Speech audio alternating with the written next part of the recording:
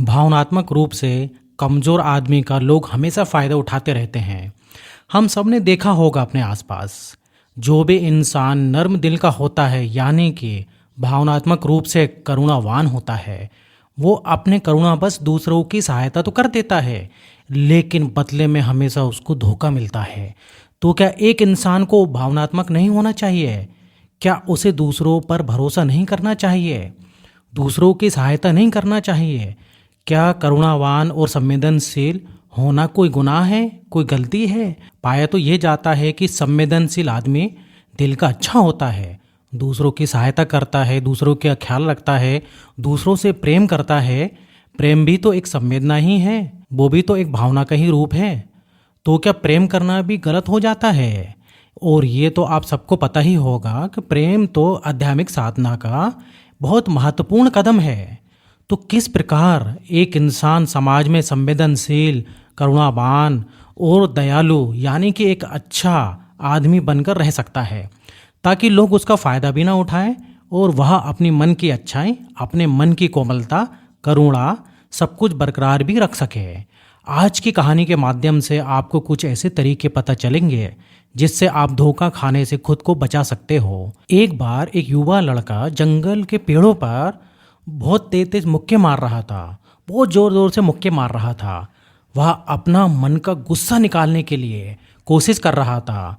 शायद किसी ने उसको धोखा दिया था या फिर उसके साथ कुछ बहुत बुरा हुआ था, इसलिए वह बहुत परेशान था। उसको कहीं भी शांति नहीं मिल रही थी।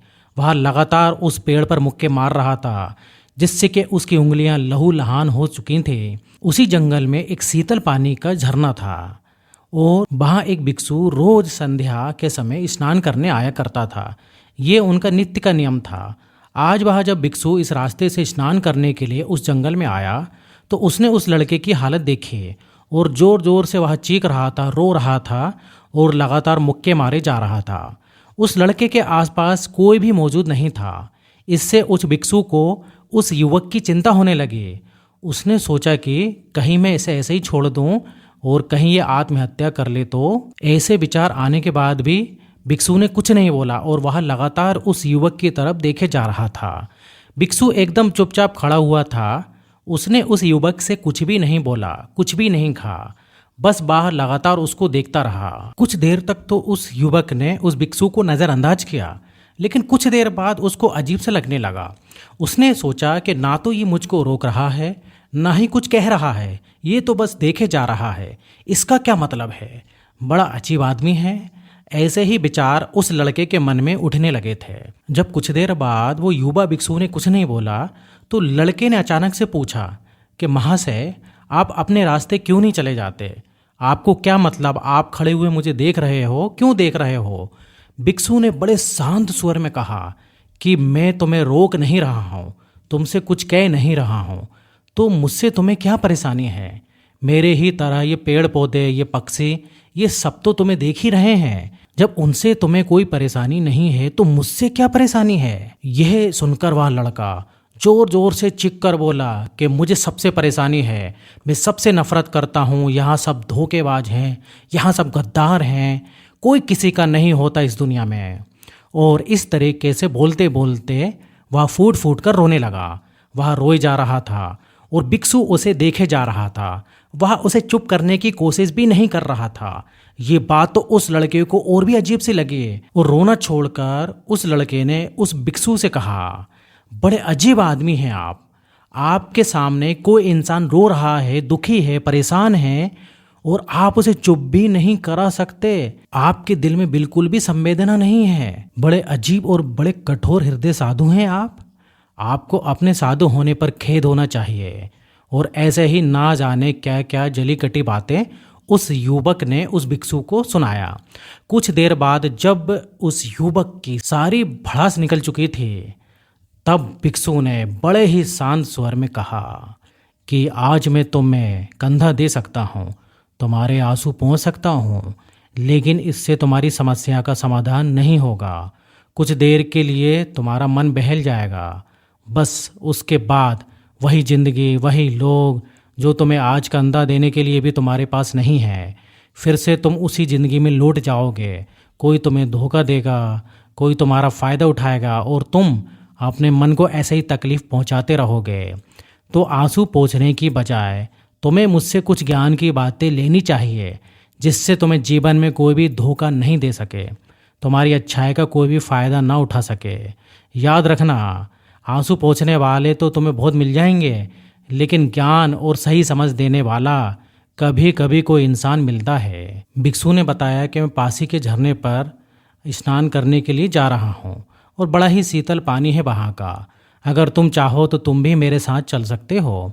यहाँ पर अकेले परेशान होने से अच्छा है कि तुम झरने के शीतल पानी में स्नान करो, जिससे तुम्हारा दिमाग, तुम्हारा मन मस्तिष्क, तुम्हारा शरीर पूरा पवित्र हो जाए।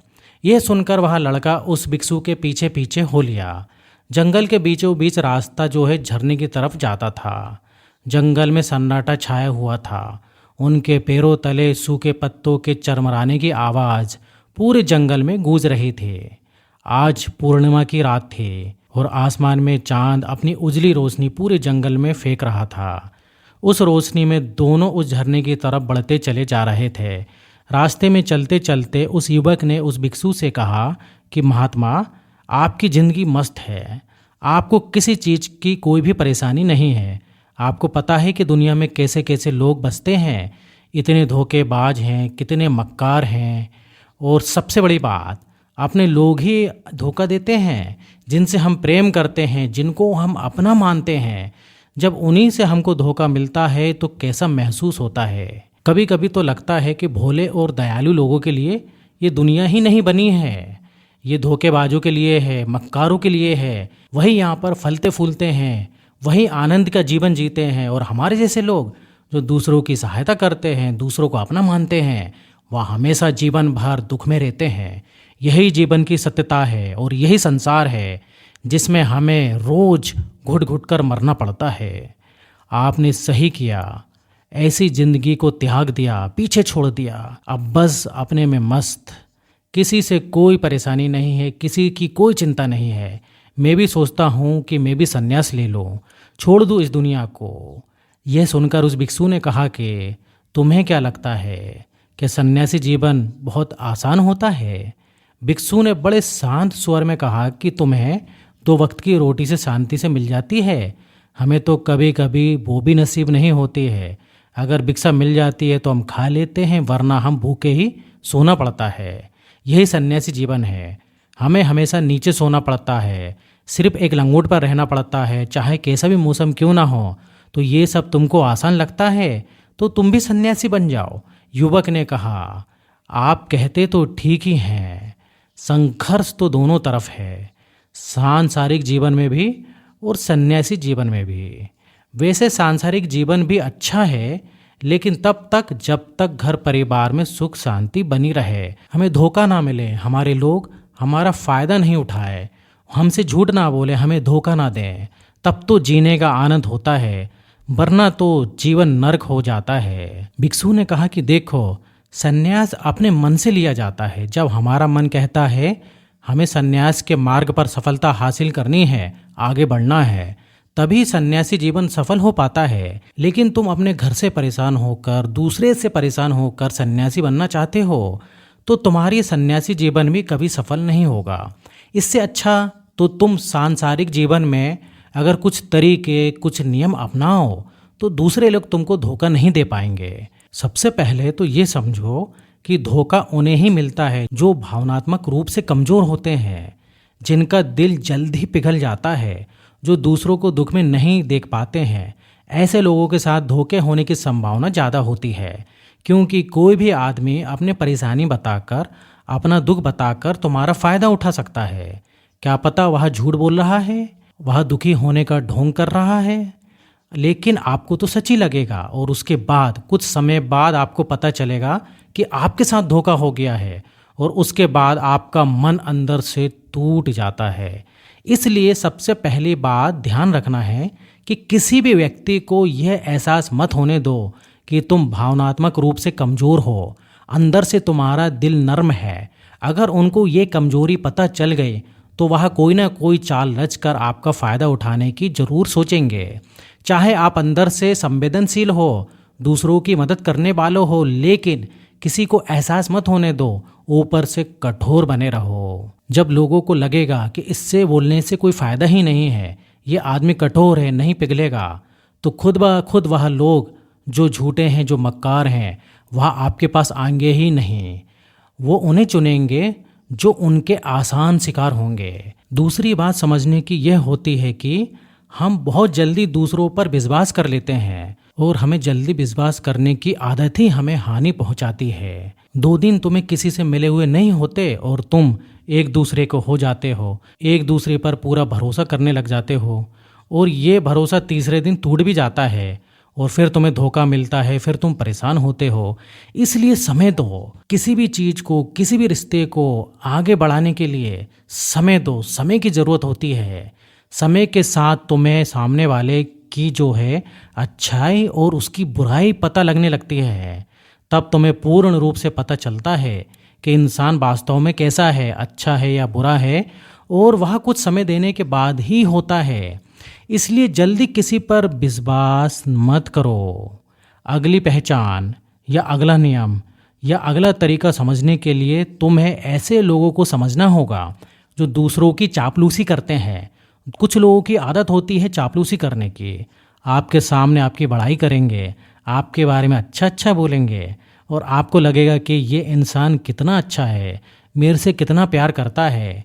लेकिन वास्तव में उनकी वह चापलूसी एक चाल होती है ताकि वह आपका दिल जीत सके। और उनको चापलूसी करने का मौका तभी मिलता है जब आप दिखावा करते हैं। अगर आप उनकी चापलूसी से प्रभावित ही नहीं होंगे तो कुछ समय बाद जो है वह चापलूसी करना बंद कर देगा।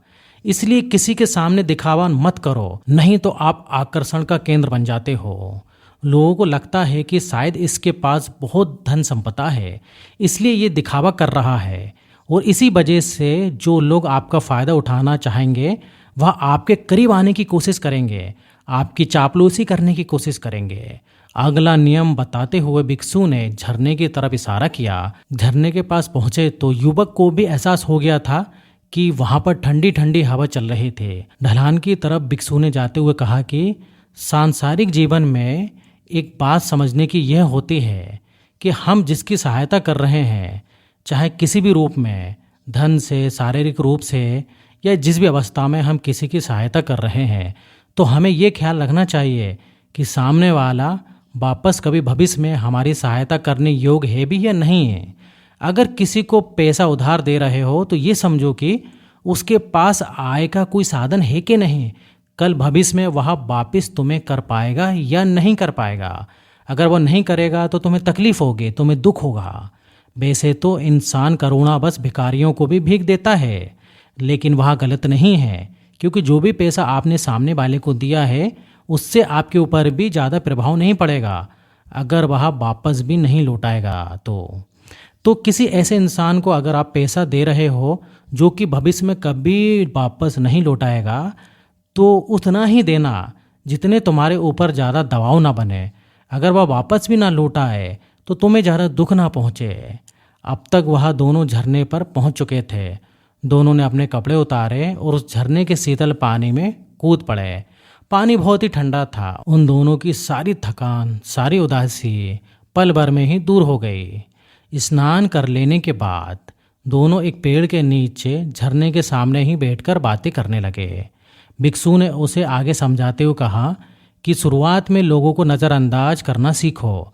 जब तुम किसी को शुरुआत में नज़रअंदाज करते हो तो जो भी लोग किसी लालच की वजह से तुम्हारी तरफ प्रभावित हो रहे थे उनकी छटनी हो जाएगी। जब तुम उनको नज़रअंदाज करोगे तो वह 1-2 बार तुम्हारे पास आने की कोशिश करेंगे, उसके बाद वह तुमसे दूरियां बना लेंगे। और जो आदमी तुम्हारी इंसानियत, तुम्हारी अच्छाई देखकर तुम्हारे पास रहेगा, नज़रअंदाज करने के बावजूद भी तुम्हारे करीब ही बना रहेगा, तो यही तो एक सच्चे इंसान की पहचान होती है। जो हमारे अपने होते हैं, उनसे हम लड़ भी लेते हैं, झगड़ भी लेते हैं, उसके बावजूद वह हमारी बातों का बुरा नहीं मानते। चाहे थोड़े समय के लिए वह हमसे नाराज जरूर हो जाए, लेकिन कुछ समय बाद वह फिर से एक हो जाते हैं। और यही तो घर परिवार का मतलब होता है, यही तो अपनों का मतलब होता है। इसलिए शुरुआत में अनजान लोगों को नज़रअंदाज करना सीखो, इग्नोर करना सीखो, ताकि धोखेबाज और मक्कार लोग तुम्हारे करीब ही ना आ पाए। अपने स्वार्थ लाभ को ख़त्म करते हुए भिक्षु ने अपनी आखिरी बात बताते हुए कहा कि ये आखिरी सीख सबसे ज़्यादा महत्वपूर्ण है।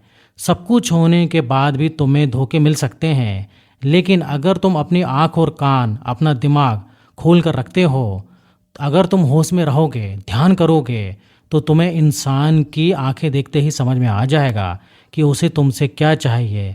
तुम उसकी इच्छा और उसका स्वभाव पढ़ सकते हो। लोगों की आंखों में, उनकी बाड़ी में, उनके स्वभाव में सब कुछ दिखाई देता है। बस हम ही अपनी आंखें मूंद कर रहते हैं। दूसरे लोगों से जानो, उसके रिश्तेदारों से जानो, उसके परिवारों से जानो कि वह इंसान कैसा है, दूसरों के साथ उसका व्यवहार कैसा है, उसकी पड़ताल करो। जब किसी पे विश्वास करो, ऐसे ही किसी पर विश्वास मत कर लेना, अपनी पूरी संतुष्टि कर लेना। अगर तुम किसी के साथ लंबे समय तक भरोसा करना चाहते हो, किसी के साथ कुछ संबंध बनाना चाहते हो, कोई दोस्ती करना चाहते हो या फिर किसी की मदद करना चाहते हो, तो इन सभी परिस्थितियों में तुम्हें ये ज़रूर पता होना चाहिए कि दूसरे लोग उस इंसान के बारे में क्या सोचते हैं। इसके बाद तुम जीवन में कभी भी धोखा नहीं खाओगे और तुम्हें कभी भी जीवन में धोखे की वजह से तो पछताना नहीं पड़ेगा। इसी तरीके की बातें करके भिक्षु और वो लड़का दोनों जंगल से बाहर आ गए, अपने अपने घर को चले गए। तो दोस्तों, कैसे लगी कहानी कमेंट सेक्शन में ज़रूर बताना, और अगर आपका कोई सवाल हो तो वो भी आप कमेंट में जो है लिख कर हमें बता सकते हैं।